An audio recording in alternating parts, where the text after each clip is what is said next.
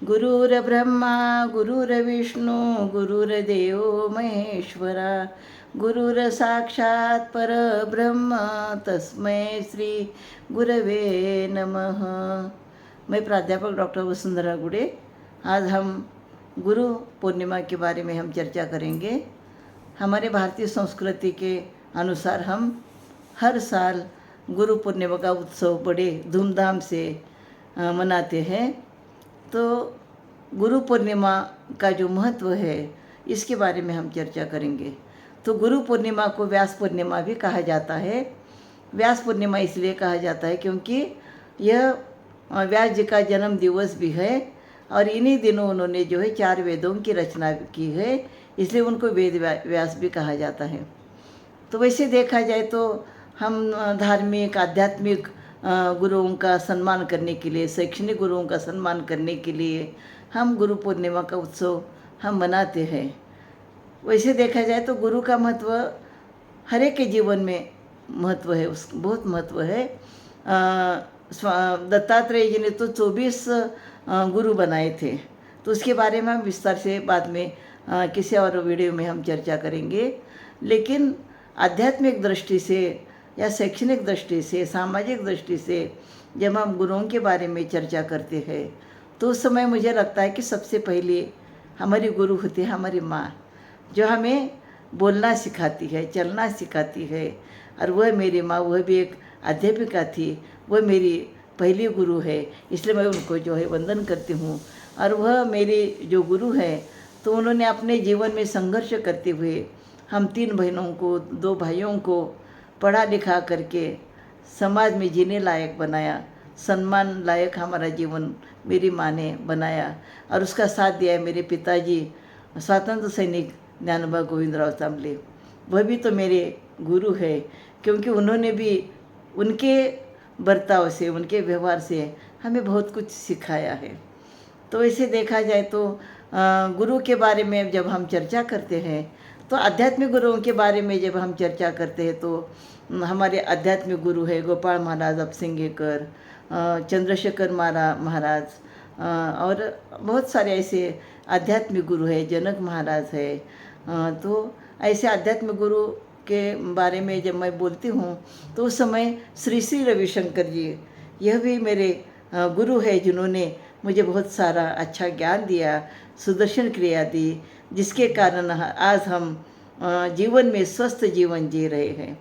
तो श्री श्री रविशंकर जी के आध्यात्मिक गुरु तो है ही, लेकिन विश्व में शांतता स्थापित करने के लिए उनका जो प्रयास है, उस प्रयास में मैं भी मेरा थोड़ा सा योगदान उसमें देती हूँ उसमें। और मेरे फिर दूसरे गुरु है स्वामी समर्थ, जो स्वामी समर्थ की कृपा जो है वो गुरु है, ईश्वर है, भगवान है।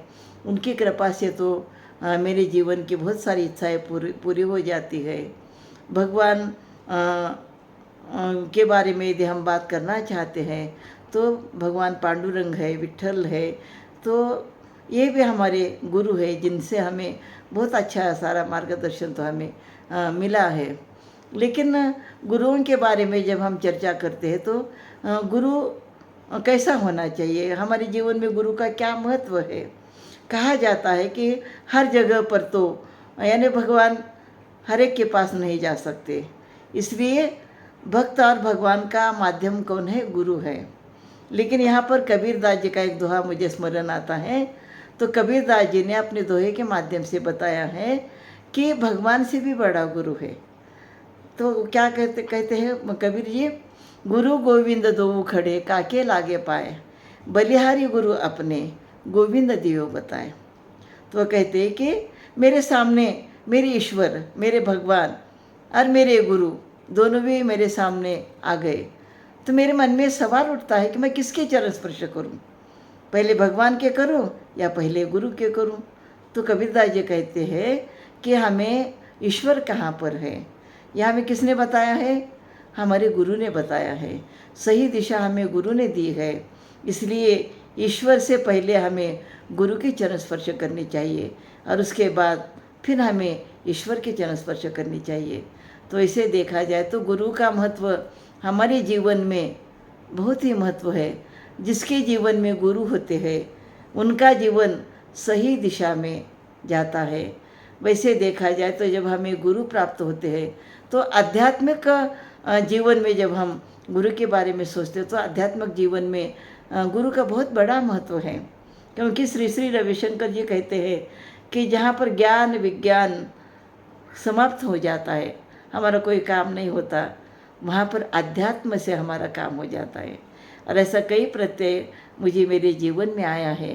जो काम हमारी बुद्धिमत्ता से, हमारे प्रयत्न से, हमारी कोशिश से पूरी नहीं हुई, वही काम हम भगवान के प्रति, गुरु के प्रति यदि हम उनके सामने नमस्कार करते हुए, उनके चरण स्पर्श करते हुए हम उनको मांगते हैं तो निश्चित रूप से हमें वह दे देते हैं।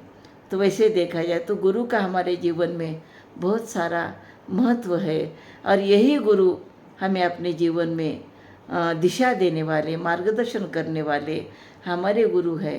और जिसके जीवन में गुरु है वह शिष्य कभी भी गलत रास्ते पर नहीं जाता। सही रास्ते पर जाने के लिए, सही मार्ग दिखाने के लिए एक अच्छे गुरु की आवश्यकता होती है। और मेरे जीवन में जितने भी गुरु आए वो सही मार्ग, सही दिशा देने वाले हैं। लेकिन वैसे देखा जाए तो हम गुरु किसे कहेंगे? जैसे छोटे बच्चे होते हैं वो भी तो हमारा गुरु होता है ना। जब पहले कई साल पहले जब ये मोबाइल आ गया, एंड्रॉइड मोबाइल आ गया, तो वो मोबाइल तो जो है मैं चलाना नहीं चला पाती थी। तो मेरी पोती है यानी इंजीनियर है वो ऐश्वर्या, या डॉक्टर गंगेश्वरी, या मेरा पोता है अजिंक्य जो इंजीनियर है, और मेरा पोता हर्षवर्धन। तो इन चारों ने मिलकर के मुझे मोबाइल कैसे ऑपरेट करना है, कैसे पैसे ट्रांसफ़र करने हैं, कैसे बिल भरना है, क्या करना है, तो ये सब किसने सिखाया? बच्चों ने सिखाया।